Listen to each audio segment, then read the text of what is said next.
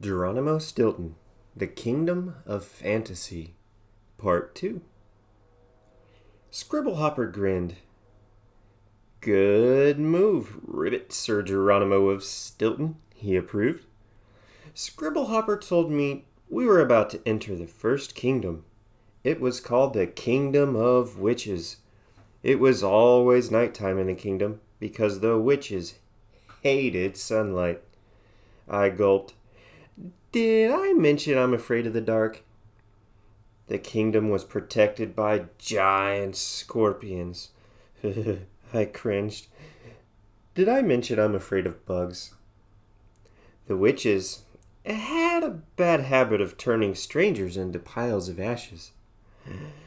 I began to sob uncontrollably. Did I mention I'm afraid of being burned to a crisp by a nasty witch? Scribblehopper patted my shoulder. Don't worry, Sir Geronimo, he croaked. This kingdom will be easy for a brave knight like you. No sweat, no big deal, no problemo. I felt faint, but the frog didn't notice. He picked up his pen. Ribbit, any noble words to proclaim before entering the kingdom of witches? He asked. By now, I was beside myself with fear. Oh, how did I get myself into this horrible mess? Yes, I have something to say, I whispered. I'm scared! The frog ignored me. Instead, he began scribbling. The knight in shining armor, boldly urged on by his white horse, shouting, Never fear! I'm on my way! Sir Geronimo of Stilton will save the day!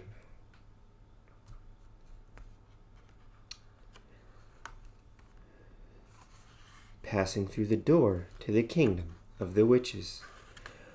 What an ugly place. On shaky paws, I walked through the ruby door. At that moment, I heard a sound coming from the music box. It was a magic musical note. A middle C, to be exact. How strange. I pulled the box from my pocket. The ruby had sprung open. Hidden beneath the ruby was a mysterious little plant. How odd. Scribblehopper pointed to a map. A very scary map. This is the map to the Kingdom of Witches, he announced. The names of the places made my fur crawl. Black Swamp, Moldy Mountain, Nightmare Forest. I want to go back. I want to go home. I want to go to the Ratlin's Tropical Resort and Health Spa and sip mozzarella milkshakes by the beach. I sobbed. It's too late, Sir Geronimo, Scribblehopper said. You should have thought of that before you stepped through that door. Now, shake a paw. You don't want to keep the Queen of Fairies waiting. Then he pulled out his pen and wrote. The knight in shining armor looked over the map of the Kingdom of Witches. Then he laughed. This place looks like fun for a brave warrior like me, he observed. We made our way up Pale Ghost Peak. The wind howled furiously in our ears. Then we trampled through Wicked Witch Woods. Bare branches from the trees clawed at my fur. Next we crossed over the Lake of Tears, the Waterfall of Sighs, and the stinky River of Regret. Rancid rat hairs, this place was depressing. After the river, we finally made it to the Restless Ghost Cemetery. Holy jeez, I was exhausted. I had to lean against a tombstone just so I could catch my breath. I just hoped the ghost wouldn't find me. Suddenly, the ground began to shake beneath my paws. Cheese sticks, it was a restless ghost. I just knew it. The phantom was coming for me. I wondered what it'd been up to under those tombstones. Was it shooting the breeze with some skeletons? Playing dominoes with the undead? It was all too gruesome to picture. I closed my eyes, but when I opened them, there was no ghost rising up from the ground. Instead, I saw a band of knights on horseback galloping right at us. "It's the Heartless Horsemen! Quick, hide!" Scribblehopper cried. In a flash, we ducked behind two tombstones. Who are the Heartless Horsemen?" I asked the frog. 2 hours later, Scribblehopper finally finished his answer. Did I mention the frog likes to talk? He's a bigger chatterbox than my cousin Gabby Fur. She once talked the ear off a statue at the Museum of Modern Art. It took 3 tubes of superglue to get the ear back on. Anyway, it seems these horsemen had been good knights at one time, but then they turned terribly evil. They became part of the Dark Army, something about spreading bad will and rotten feelings around the kingdom. I shivered as the horsemen passed by. I was feeling pretty rotten myself. Oh, what a miserable piece of luck to be stuck in this terrifying place. Soon, we found ourselves in the bare-bones desert. Skeletons dotted the landscape as far as the eye could see. "Come, Geronimo of Stilton," Scribblehopper called. "It is time for you to face your first challenge, Ribbit." I broke out in a cold sweat. First challenge? Wasn't this whole place challenging enough? Scribblehopper didn't seem to notice that I was sweating like a sprinkler. He pointed out 2 sharp tusk shapes rising out of a mound of red earth. "Here you must battle Arachne, the red-eyed monster," he said. My fur rose with fright. Thoughts raced through my mind. In ancient Greek, Arachne means spider. Was the red-eyed monster a spider? Before I could even scream, "I want my mommy," I found myself stuck in an invisible spider web. "Help!" I screamed in horror. Scribblehopper had been caught too. He croaked with fright. The red earth trembled. 8 massive hairy legs stretched out before us. 2 enormous red eyes stared at me hypnotically. I couldn't move. I couldn't think. I couldn't breathe. An eensy-weensy spider could make my whiskers tremble, but this giant one had me paralyzed. The red-eyed monster crawled toward me, creeping over the bones. At last, I found my voice. "I am traveling to the kingdom of fairies. I must save Queen Blossom," I squeaked. The spider rolled her large eyes. "Fairies? Who cares about fairies?" she hissed.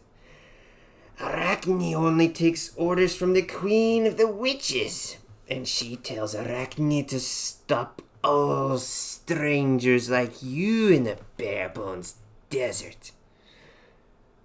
I could feel Scribblehopper shaking next to me. Good night. If you think you told Arachne a story, she might like it," he suggested. I nodded. "Would you like to hear a tale about your name, Arachne?" I tried. The spider yawned. "Hurry up and tell it. But remember, Arachne doesn't like tricks." she warned. I started to tell the tale. The myth of Arachne, an ancient Greek legend, says that long ago many gods and goddesses lived on Mount Olympus. The goddess of wisdom and arts was named Athena. At that time there also lived a maiden called Arachne. She was a talented weaver. This girl has golden hands, people said. What an artist, they proclaimed. All this praise made Arachne proud, and soon she became boastful. If I challenged the goddess Athena, I would be victorious, she announced. One day, the gossipy nymphs of the wood repeated Arachne's words to Athena. The goddess became angry. She challenged Arachne to a weaving contest. The day of the contest, Athena wove with all her might. But when she finished, she realized that Arachne's work was better than hers. Angry at her defeat, the goddess ripped her rival's work into 1,000 pieces. Then she transformed the maiden into a spider. And so, to this day, when you see a spider weaving its web, think of the fate of the maiden Arachne. The unhappy weaver turned into a hairy spider. I finished telling my tale. Arachne stared at me. Her eyes grew huge. Suddenly she began to shake. She began to sniff. She opened her jaws wide, baring her razor-sharp fangs. Is this how it would all end? I'd become lunch meat for a monstrous spider. But instead of eating, Arachne started crying. She sobbed. Thank you for the story, my friend. The spider said, I haven't cried like this since I was a baby spider just hatched from my egg. I am so bored and lonely here in the desert. There's nothing to do all day except devour passerbys. I paled, but I felt sorry for her. Loneliness is a terrible thing. I mean, everyone needs friends, even giant spiders. And so I made a deal. If you let us go, I will write down my story for you.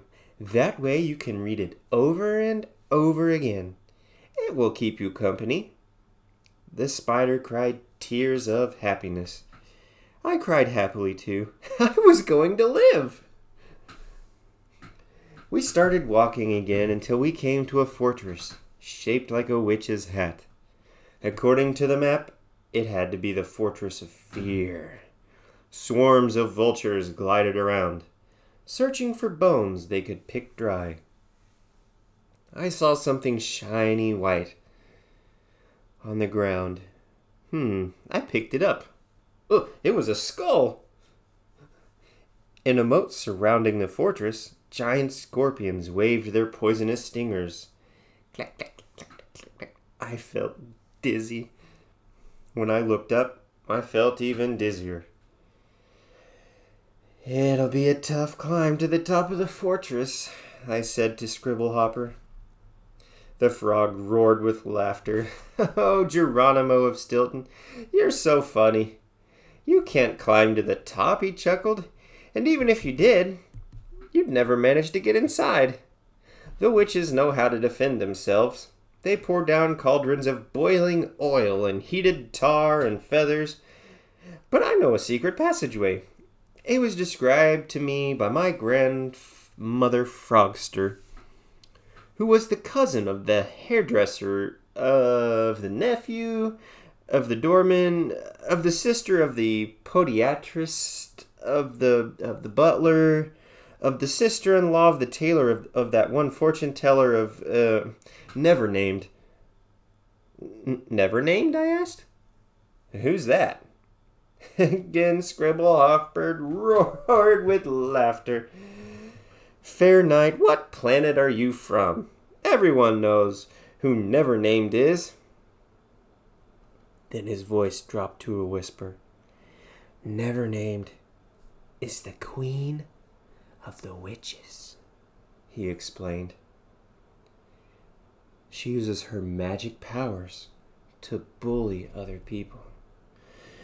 I was furious. No one should use their powers to harm others. What an outrage! What a tragedy! What a witch!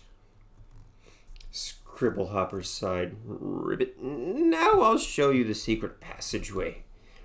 But I want your word of honor that you'll never tell it to anyone, he insisted. I held up my paw. You have my rodent's word of honor, I said. And I meant it.